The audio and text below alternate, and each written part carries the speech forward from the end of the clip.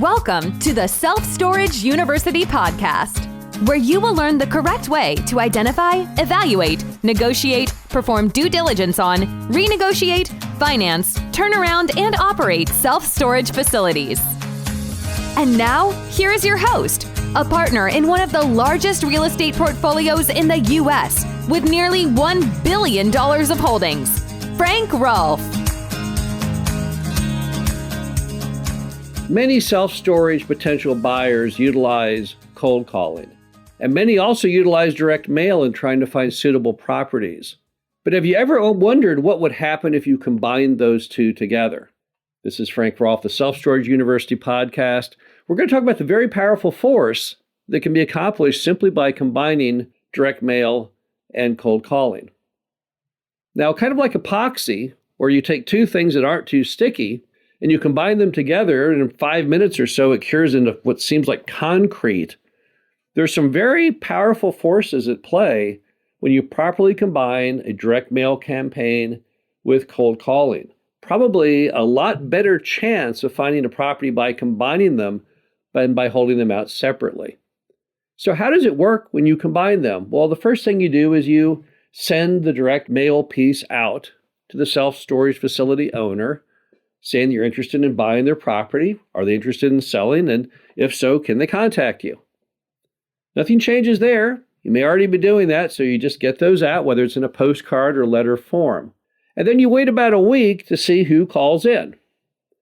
And anyone who doesn't call in, you start calling them. But it's not the typical cold calling pitch, hey, I want to buy your self-storage facility, are you interested? Instead, the leadoff is, hey, I sent you something in the mail concerning your self-storage facility, and I'm following up on that.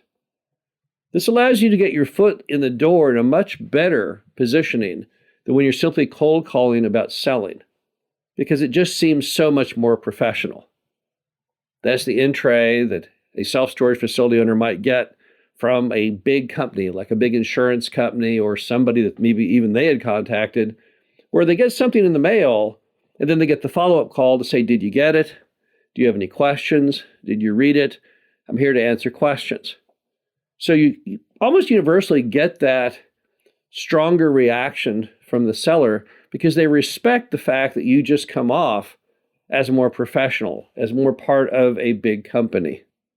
It also makes it easier for you. If you're not really into cold calling because you find it kind of scary, you've never really done any kind of telemarketing, then it's a much softer landing when you're starting off with the, hey, did you get what I sent you? And what do you think?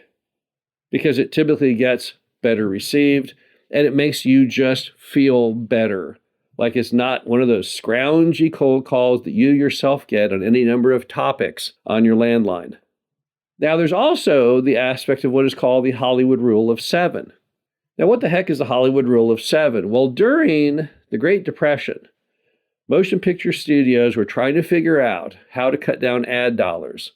And they were wondering how many times they had to tell someone to go watch a movie before they would just go watch the movie, and at what point it became overkill. And what they found is if they told someone to go see a movie, if they said, hey, you need to go see The Wizard of Oz, and they told them that 7 times, then that was as many as they needed. The 8th time, the 9th time, the 10th time, that was all wasted. They didn't need that. And they found that the way you can tell them to go see The Wizard of Oz might be in many forms. It might be a poster at the theater. It might be a billboard somewhere. It might be word of mouth from a friend who saw it. And what happens is when you combine cold calling and direct mail, it gives you 2 different ways to implant in their mind the fact that you want to buy their storage facility. That variation is called build in marketing terms. And by build, it means when you reach people in different ways, all with a common purpose, it tends to register and they remember it more. That's how that works. You probably have seen an advertising commercial sometimes on TV, the same commercial twice in a row, and you think, oh, that must be a mistake. TV station, why would they ever run the same commercial twice? Well, they do that deliberately. That's a marketing concept called bunching. By bunching the ads, the same ad twice in a row, it makes you better remember it because it's something you're not used to seeing. It's kind of weird. And again, many buyers of self-storage facilities rarely utilize both skills combined.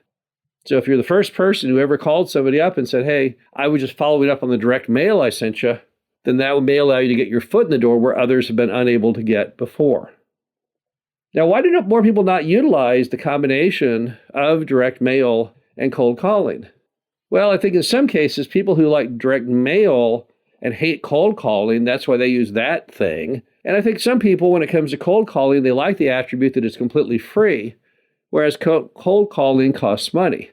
I would urge you, though, to experiment and not see if it's worth the extra cost of doing the direct mail coupled with the cold calling.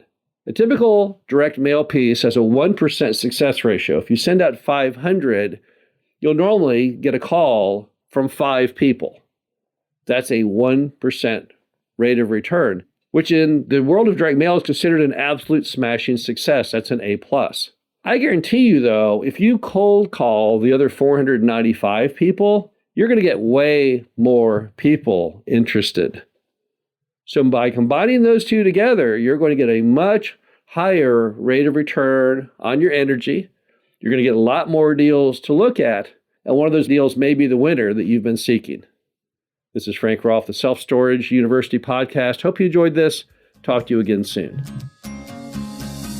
Thank you for listening to the Self Storage University podcast. Be sure to visit us at ssupodcast.com, where you can learn the correct way to identify, evaluate, negotiate, perform due diligence on, renegotiate, finance, turnaround, and operate self-storage facilities.